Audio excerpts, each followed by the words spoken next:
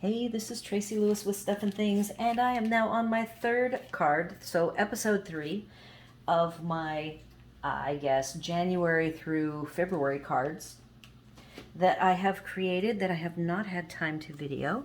So here I am working on this particular card, and I see some twine on the floor. I'm going to pick it up now. This twine I just bought. It's a 3-pack. And it will go perfectly with this. And this is an annual catalog DSP. It is called Happy Forest Friends. I bought it on sale last fall.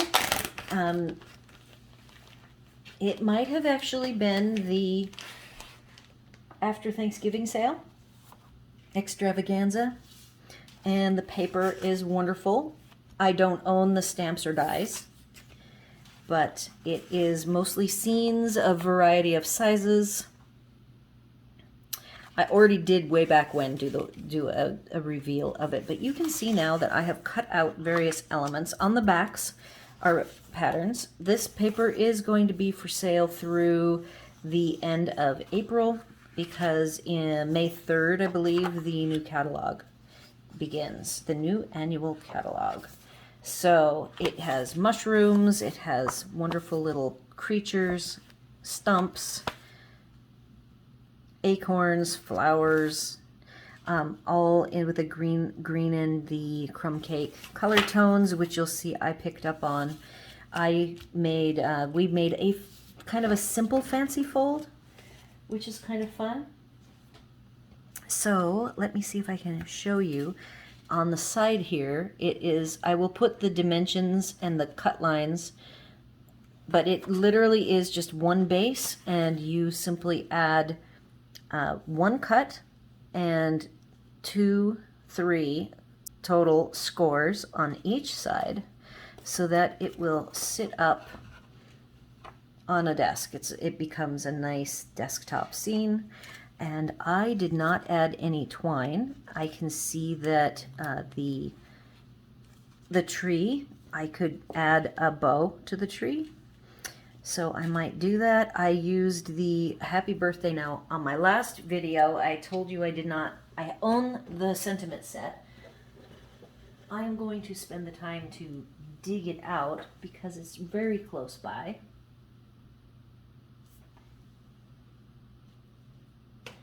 Oh, here it is. Go-to greetings.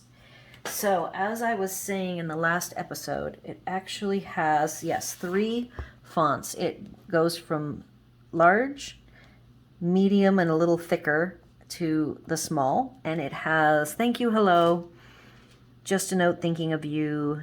And the hello is only available in the small. And the other 4 are available in all 3 sizes. Thinking of you, happy birthday. So I was in error when I said it had congratulations. It does not. But it is a perfect set. And I'm always looking for more varieties of sentiments to use. So I went ahead and carefully cut out. I used my Fisker's knife. Let me grab it. Because of my bad hands, I bought it, and I have been very happy with it.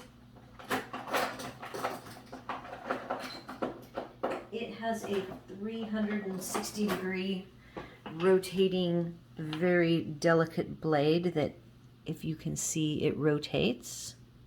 So you can very easily, you put it on your index finger, and you can stay very close and true to the edges. You can see a little bit of the white where I could go over with some crumb cake very carefully with either a Stampin' Right marker or a blend, and take away the white on this one side. But most of the other images that I cut out don't have any extra white showing. I love the birch trees. And then I finished this one off, like I said, without trim, that I could add a bow here. It is a thin enough card that I have dimensionals behind the tree, the bear, the fox, the bird on the stump. No dimensional on the owl, but the happy birthday is popped up. And it is using, I believe it is, I will dig out the die set. one of the shapes dies with the dots. It is a fishtail one.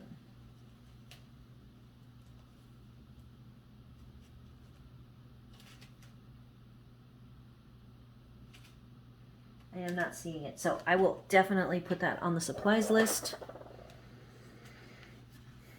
And I just think it is a very sweet card. We noted, Libby and I, when we were crafting this last day, that we did, I think, 3 more youthful, shall we say, cards, and so then we switched gears. So this is one of the 3 youthful cards that we did, and I will be sharing the rest of them with you as I get through this set of cards so that I can get them sold.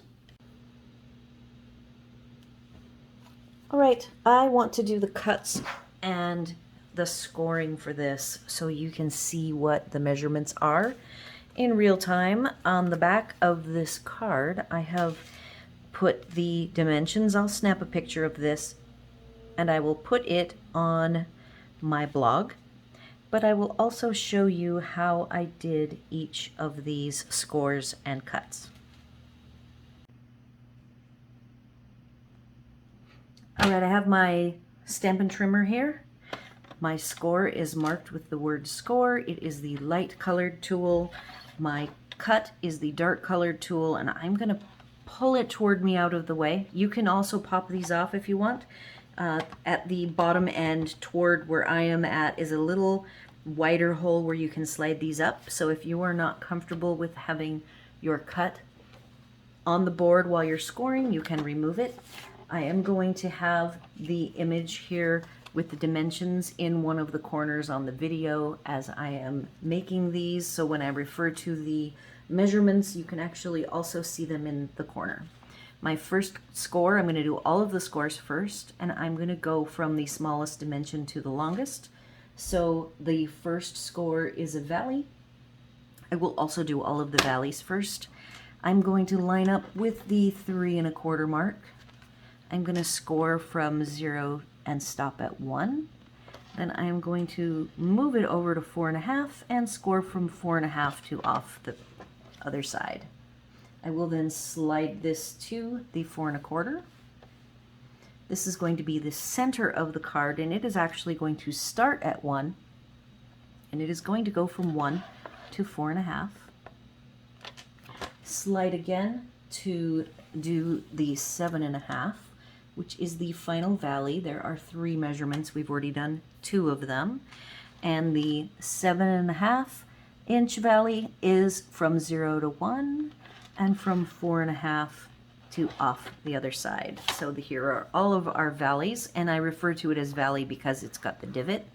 Now I'm going to flip it and do the 1 set of mountain scores at 6 1/2. You are going to go from 0 to stop at 1 and start at 4 1/2 and go off the page, and you've now done your 1 set of mountains. I'm going to rotate,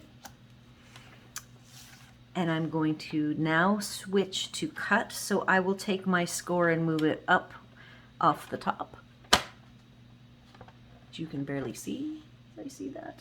And now I'm going to move my camera up so that you can better see the long view of the whole sheet. All right, stop loading. There we go. All right, so I think you can see everything. Maybe not. There, now you can see everything. All right, so I've lined up on the 1. And I am going to move my cut in position before I close it all the way. So I have my finger, my middle finger, holding it still. My first cut is the 3 1/4 cut. So I'm going to go ahead and line it up at 3 1/4, then close. And I'm going to cut from the 3 1/4 to 7 1/2. I will then flip, line it up at 1. Have my middle finger holding it in place so that I can slide it to the 3 1/4 mark, close it, and slide it to 7 1/2. And now we are done. move this out of the way. I'm going to bring it back closer again. There we go. Sorry for all the shaking. All right, so I'm going to flip it so I have my valleys down and my mountains up. And then I'm going to fold the valleys. And then I'm going to pop up the mountain.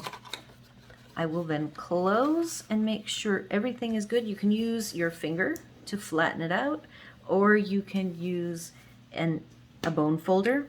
And then if you have any rough edges, you can just fix all those by running your finger along any rough edges from your cutter.